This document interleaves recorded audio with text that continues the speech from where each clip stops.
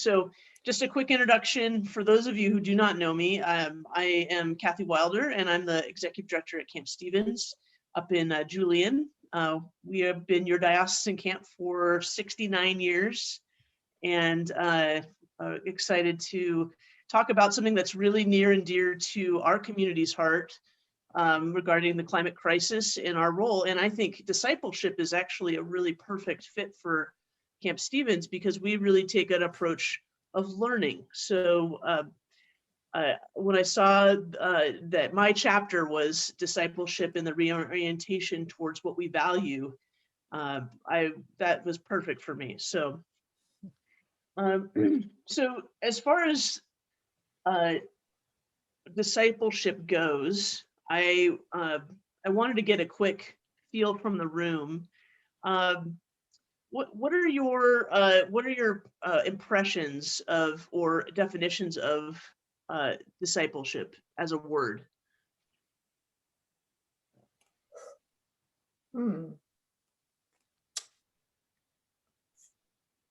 It just makes me think of being a disciple of Christ, a follower of Christ. Mm-hmm.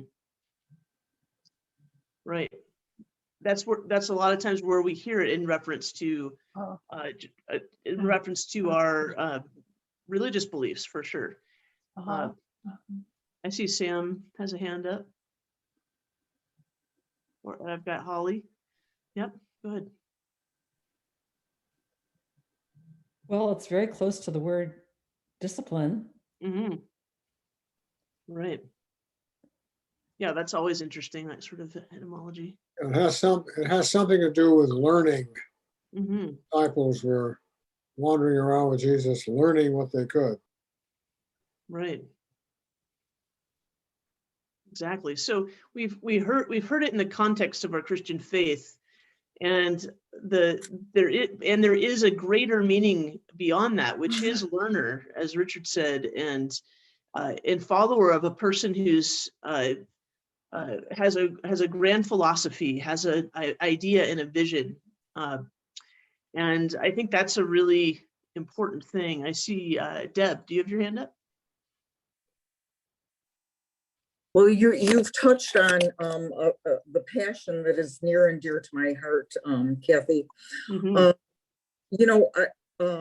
I grew up in a blue-collar family, and I worked in a factory, and that's probably colored my my approach to things. But I look at discipleship like internship. It's or journeyman, like becoming a journeyman plumber or welder. Or that kind of thing, because it's as much about orthopraxy as orthodoxy. So right practice rather than just right belief. And I think that it is, I'm so glad that you brought it up, because I think we need to explore it, because for many people, Christian formation kind of ends, after confirmation, like enough of that head stuff, but it's about, and the chapter really talks about what are the practices that help us be Jesus. Because like anything else, I mean, you can read about chess until the cows come home, but until you start playing games, then it's a different story. Yeah, I love that. Part of something that's often forgotten is that learning isn't just taking in knowledge, but what are you going to do? What are you going to practice? And I love that that thought there, Deb. So right away, I'd like to get you into some breakout groups so you have a chance to get a little deeper into this concept. I'm going to send you out with very specific questions. I'm going to put those in the chat. But I want to orient you to this time together. You're going to have about 15 minutes in your small groups. Really, when we come down to it, this idea of discipleship is about following and understanding and coming behind the values that we learn as a part of God's value of creation in the context of this learning. And I think that this chapter is really about disorienting or reorienting around what those values look like that are really different than what we've been taught in the mainstream society. We'll get into a lot more of that in a bit. But in your small groups, what I'd like you to do is to kind of think about what are 3 to 5, I'm just giving you a number so you don't feel like you got to do, 20. What are like 3 to 5 values that keep us in that sustaining position of God's creation? And you'll notice that that's sort of reflective of page 82, some of the questions that were asked about being in partnership with God around creation. And how do we follow God in creating values? So you're going to talk with your group about 3 to 5 values, so foundational values that keep us in sustaining God's creation. And then thinking about an example of a time you've observed or could imagine these values being demonstrated courageously. So I think the purpose of this is to really start to think about where are we starting? And then we're going to talk about how do we do this based on what we've read today and just discuss what really stuck out to us. Does that make sense? Mhm. Okay, cool. All right. Well, welcome back. I'm hoping we can do some sharing out. No, you don't have to share your full discussion, but if you'd like to share maybe one of the things you've spoke about, maybe one value, and then maybe one example, that would be great. We'd love to hear from you. And we'll take probably the next 10 to 15 minutes to do that. So whoever'd like to start out, I can't see everybody. So why don't you just, yeah, I'll look around too. perfect. Willie, it looks like you got your hand up.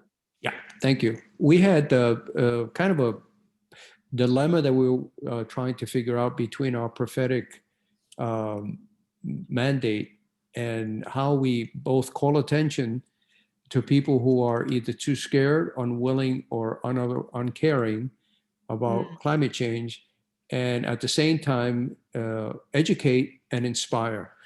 Mm-hmm. How do you get them to move from that fear to that sense of passion to do something? And the value there was to be prophetic, to be honest, to be convincing.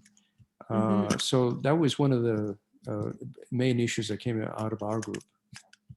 Yeah. Wonderful. I have found that sharing your experience, your own experience with somebody else, that speaks loudest. And maybe to add something to what you said, Willie. So in our small group, we talked about how our generation, the young, appear to be more aware of what they have to lose than our generation or even the one previous to us. That there are groups, I brought up about the 4 Ocean, which was started by 2 young men who were swimming in the ocean, seeing all of the pollution of the plastics and how easy it is to support them by buying products that they make out of that recycled, and they put that money right back in to cleaning up our oceans around the world. That's great. That's courageous, definitely.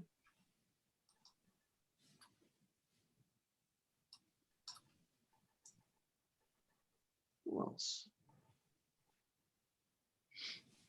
Is it around here? Well, Richard mentioned personal experiences, and in our group, Willie mentioned that during his lifetime, he's noticed the change in temperature, and I'm sure a lot of us, except for the very youngest, have.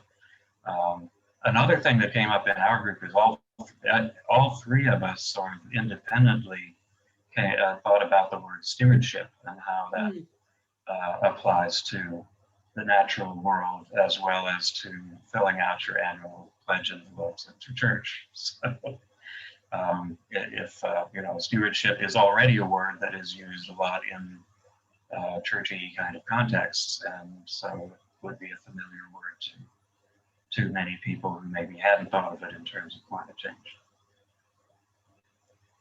Great. Thank you.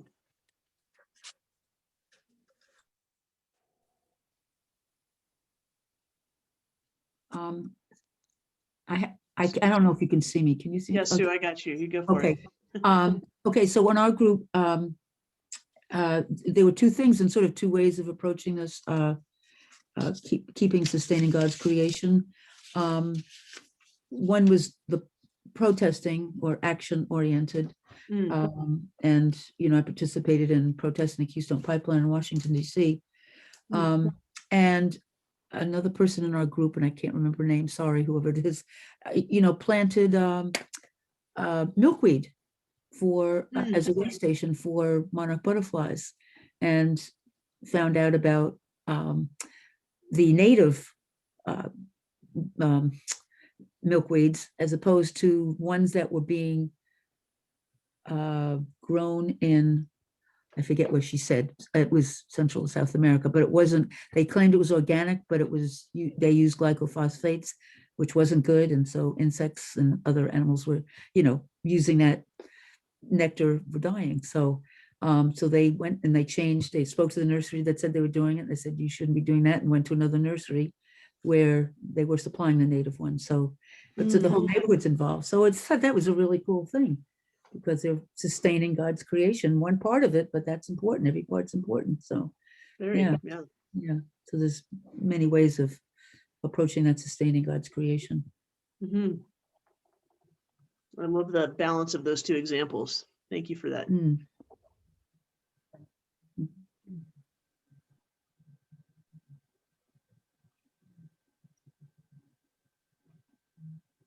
Oh, Phil. you just had their hand up. Parth? Yes, no? Okay. It flashed by. Sorry. I'll think share, Phil had I'll his hand. share though, I'll share what our Okay, group good. said. Yeah, Then we'll get so Phil. we had, we talked about like balance the balance in the ecosystem as far as relating to sustainability and, keeping God's creation in balance. And Sam, who was in our group, was talking a bit about being an economist and working in the fisheries department. He talked about a little bit, he was a little bit, I'm not sure what the word is, put off a little bit by the author's attitude in the chapter toward economists, felt like it was a little bit further on the negative than positive. And so he was kind of filling us in on the, a wider viewpoint on how economists would look at this and this issue. And we talked about that specifically with fisheries. How would you, keeping that in balance, what would it look like? How would we take this value of sustainability and try to, where there's been overfishing in parts of the world, how would you, resolve that using this value of sustainability and balance? And so he was talking, and the idea of economics. He was talking about quotas, if you had quotas, and then, but then there's competition among the different fishermen. So we got into like, well, how could you stress a community sense of that rather than everybody giving a group quota and kind of everybody vying, for their share. And he said, be like giving each person or group, their specific quota.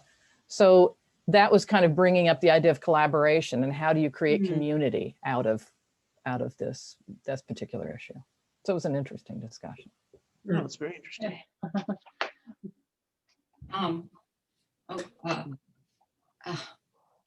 Sam Herrick, but I know you want to unmute. Yeah.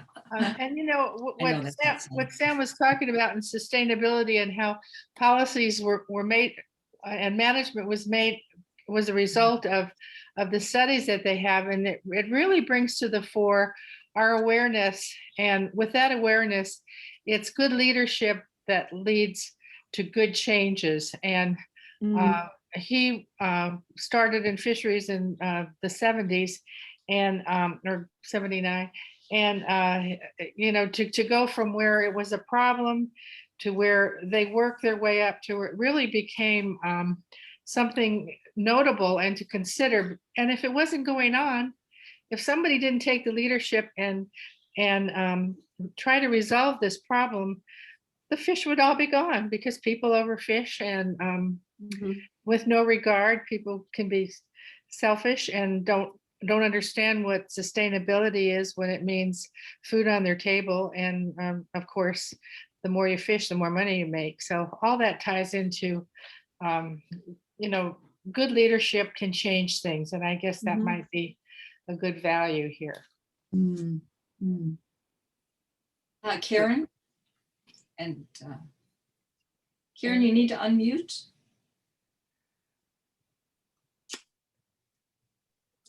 At any rate, Eric and I realized that it was just the two of us because the third person name was there but never showed up. So I'm going to let her talk about what we actually talked about, but I'm going to mention something that I see as a necessity in creation care. When you talk about disciples, what is required, or what examples do we have of discipleship as people of faith? Stewardship is one of them. But we also have reading the Bible and learning what that means to our lives in this century with our set of problems. It's praying on a daily basis. When something concerns us and we don't understand, you pray about it and you listen.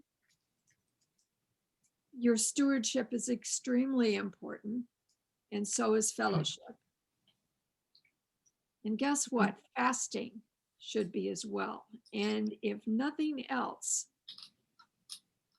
one of the things we are asked to do to help with creation is to fast. Fast from gasoline and beef, okay, which takes up a lot of resources. We're not trying to run them out of business.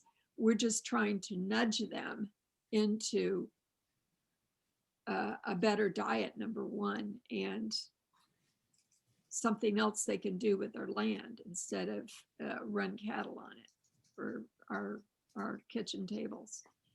So those I see as the heart of the values. And from there, using those, I think every part of that, more than one at a time, is going to not only convince people of faith, which he says are the starting point, to take more notice about how we're harming our environment.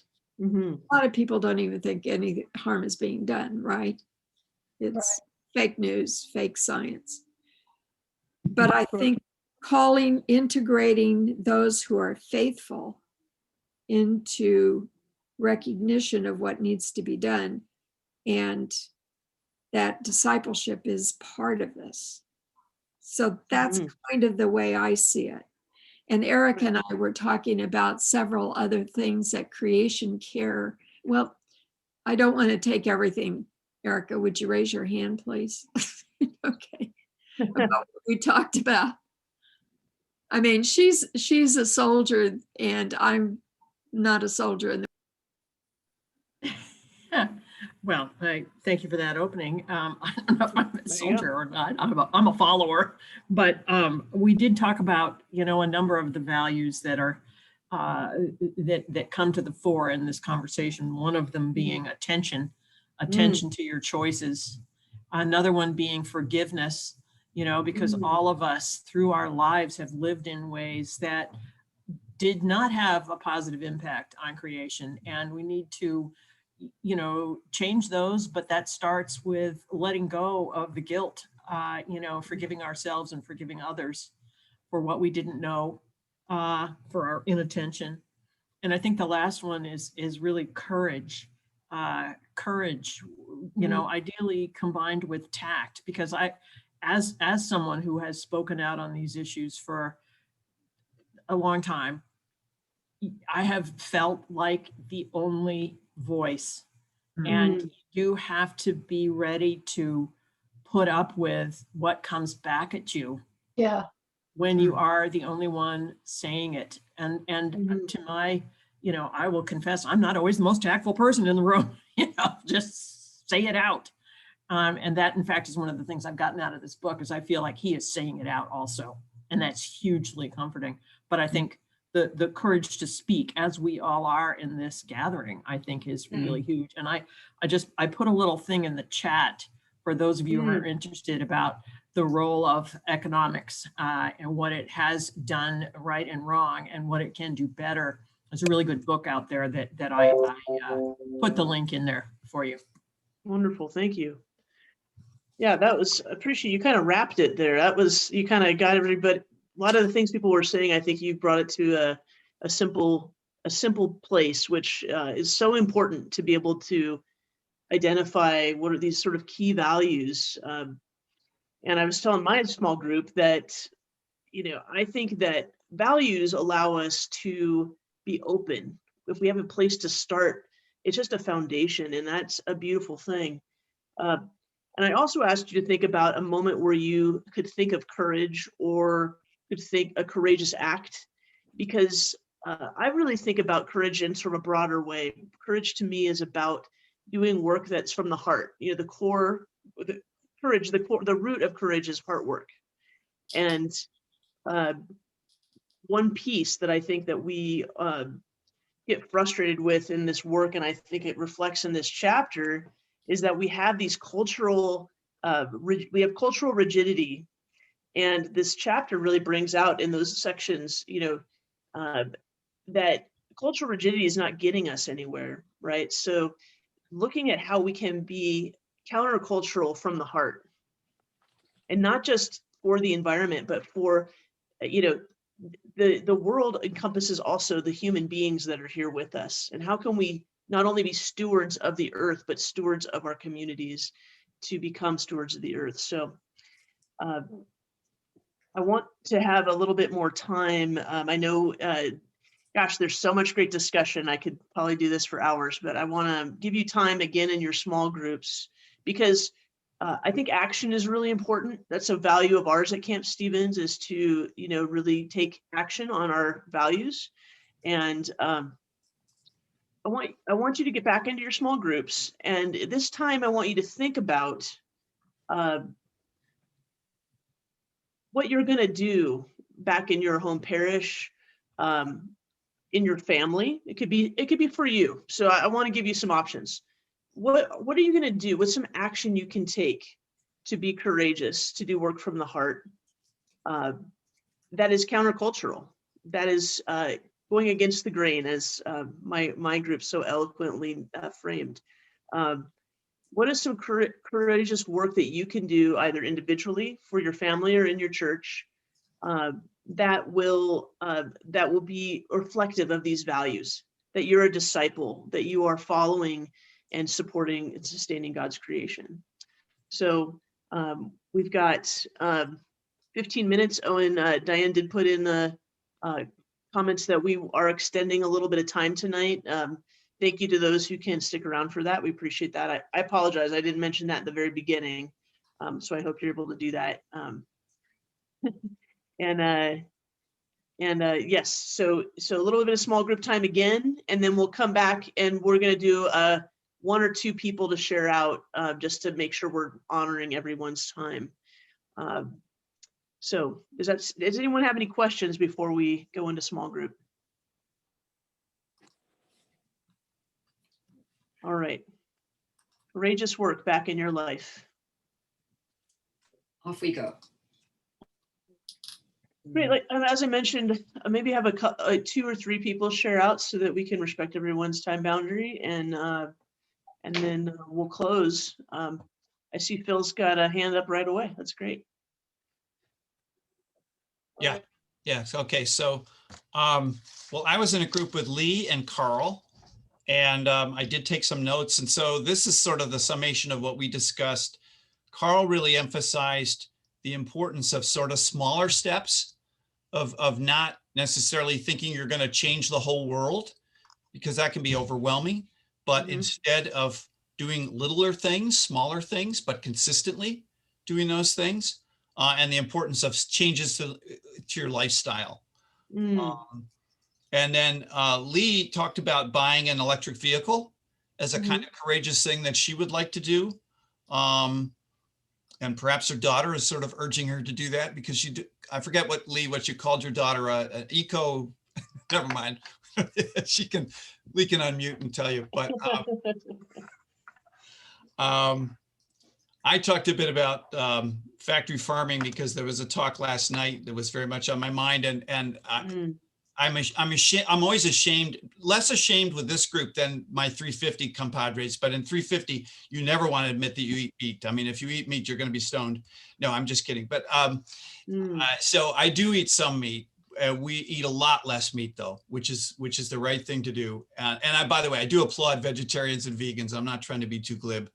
But one of the things that came out of the film we saw was, I would like to try to never buy factory farm chicken. Just don't, which basically would mean to fast food chicken, that's out.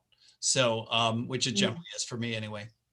And The Biggest Little Farm was recommended by Lee. It's a film on Netflix. So that's my report. Great, thank you for that. Anyone else burning to share? I'm zipping around.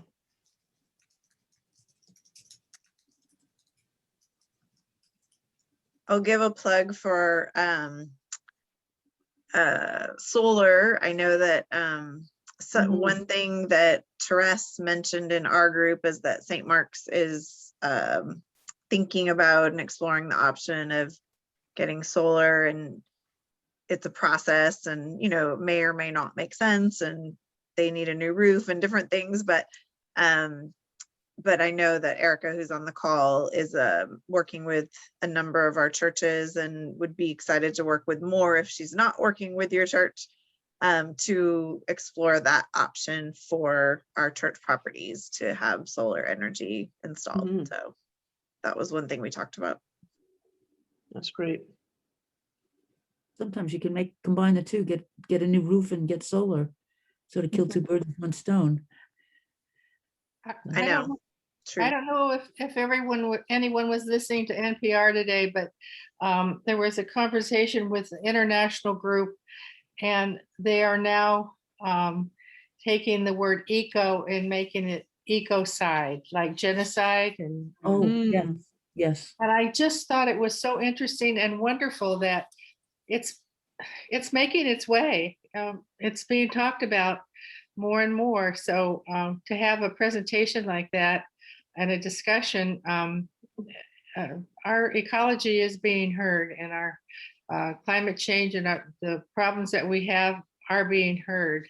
And I think it takes big organizations to really be the leaders, to then break down into the smaller communities where things are done, given direction and what we can do to fix the problem. We do need to have good leadership, and I was really happy to hear that. Did anybody else hear that today on NPR? Okay, yeah. It was a good, they'll probably have it on again. You know how they do things like that. International. Geocide, no, ecocide, not geo, ecocide. Sorry. Yeah, with that sharing, I want to just, Richard, go ahead.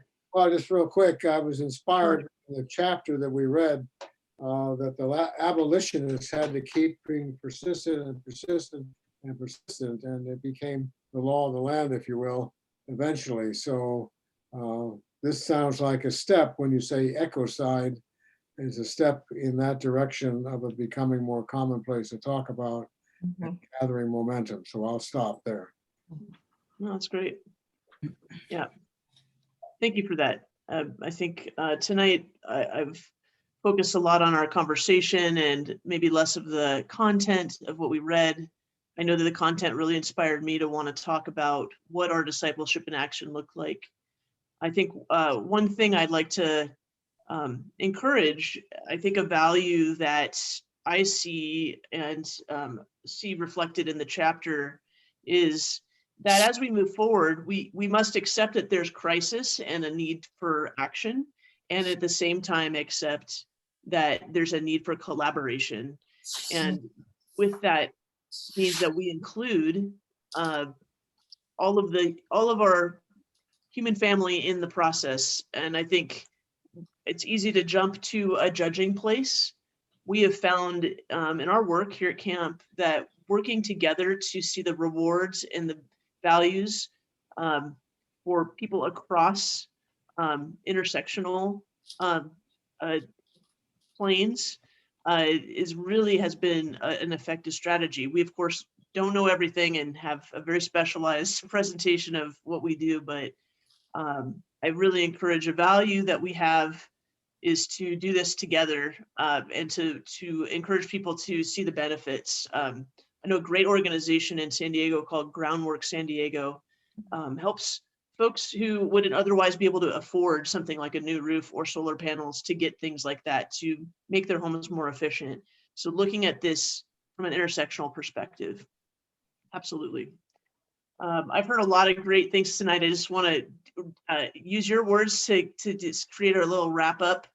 So I've heard the words, stewardship came up a lot, of course, stewards of the earth, but stewards of each other. Taking a balanced approach to our work together. Of course, good leadership, like being good leaders, but also having good leadership in place. So paying attention was another thing. And working also with courage in our work to do things from the heart, but also to take steps that are outside the bounds, against the grain, being courageous in that work. And to follow, and that through all that, we will be learners and followers of God and really live into these values of creation. Did I miss anything essential? Did I miss a value that anybody wants to make sure the group knows is important to them? Well, I was focused on one other thing, but the importance of community, and that's what we're creating here today. Yeah. Wonderful. Yeah, community, very important. We're in this work together for sure. Dan, is there anything we need to say before I have a little wrap up? Oh, sure. Yeah, if I could throw it in Sure. here. Yeah. Thanks again, Kathy, for leading us today. Your enthusiasm is really appreciated, and all your other wonderful qualities as well. Next week, Father Willie Crespo will be, or Willie will be leading us. I didn't ask what you wanted me to call you, so I'll just call you Willie. And he would like you to know that we are going to extend this officially 15 minutes. And Laurel, is that okay if we do it with your session as well? Okay, so we just have a little bit more time, and I think it can give us a little more chance to talk and to get to know each other. Much is going to be asked of you, so don't let that scare you away though. Anyway, looking forward, I'll send a follow-up email. Kathy had some great action items that we would be good to follow. And I put a lot in the email about Green Faith. I can send a separate something tonight before I go to bed. Okay, I can't think of anything else. Kathy. Well, I want to make sure we honor the fact that I know we're all in San Diego, right? I'm not missing that anyone's outside of San Diego. So No, we're across the diocese. Right, across the diocese, right? Still are. New For the Hampshire. most part, at We least. got New Hampshire here. Yeah, that's right. Oh, we got New Hampshire, right, of course. Yeah. I We remember got that from the last video. We had Hawaii last week. Oh, Hawaii. This week too. Intercontinental situation here, that's Yeah. great. Well, it's still here. Good word, Fred. Well, I am in the hills of San Diego, and many of us are, and I do always want to honor the fact that we are on the land of the Kumeyaay, who took such good care of our space, of the space that we are connected to together.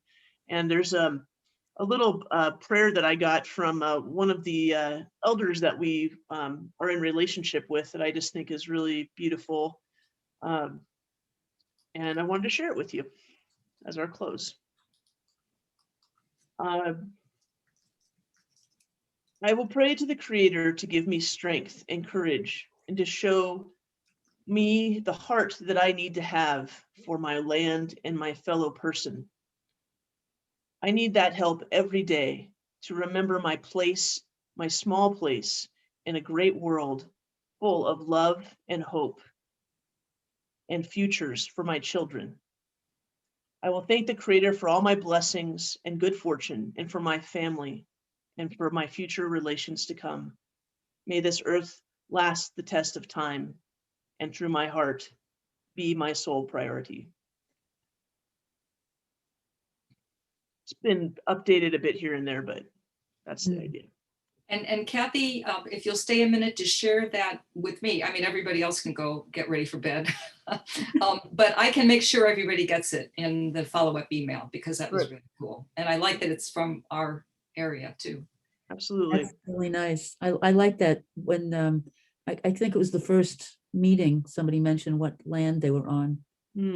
Native American land. Oh, I know what it was. It was Margaret Bullitt Jonas. On Saturday, she had a retreat, and she mentioned what Native American land she was on, which I thought was good. She's somebody to follow too. She's really amazing. She's from Western Massachusetts. Yeah, she's good. Thanks all for joining us tonight, and we look forward to seeing you next week. Take care. Thank you very much, everybody. Appreciate you. Thank you. Thank you, Kathy.